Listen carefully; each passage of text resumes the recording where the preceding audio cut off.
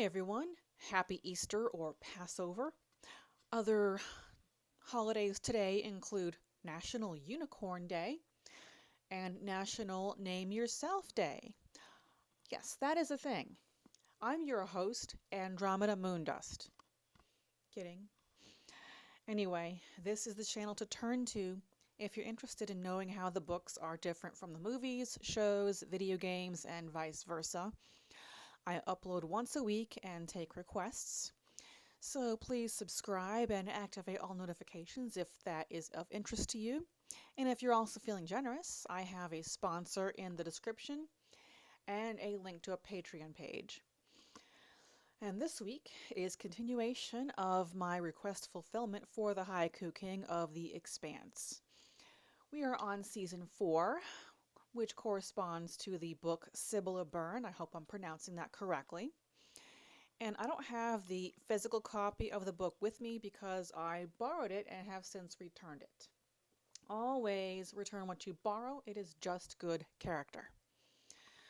Alright, so there is pretty much an even-handed number of differences and similarities between Sibylla Byrne and Season 4, surrounding the central theme that the crew of the Rossi have been tasked with mediating a turf war between Earthlings and Belters over Illis. Belters want to live there, and Earthlings want to dig up all the lithium there. The show gives us the Illis we imagined, a dust bowl with this tiny encampment, but leaves out all the protomolecule-affected animals and insects described in the book.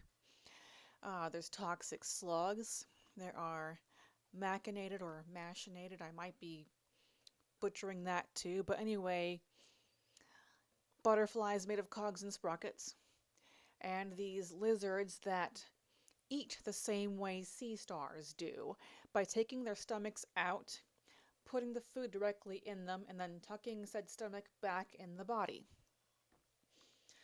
The show also gives us something that Sibylla Byrne doesn't, but the short story Gods of Risk does. Some time with Bobby on Mars that seems to weave itself in just fine, to keep her relevant. Other things that the show gives us that the book doesn't is some time with Ava Sarala.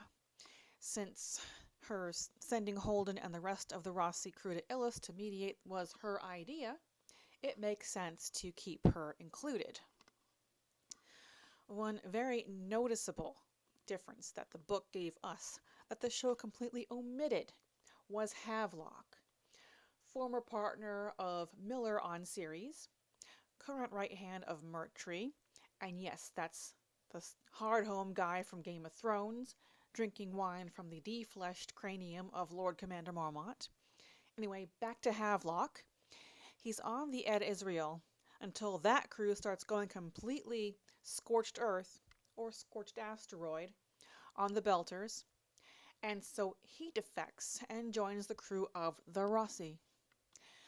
And season 4 ends not on the same note as Sibylla Byrne, but with the beginning of Nemesis Games, which is another video for another day. So that wraps up Sibylla Byrne and the 4th season of The Expanse. Thank you so much for watching. Please smash the like button, leave a comment, and join me next week for Dances with Wolves.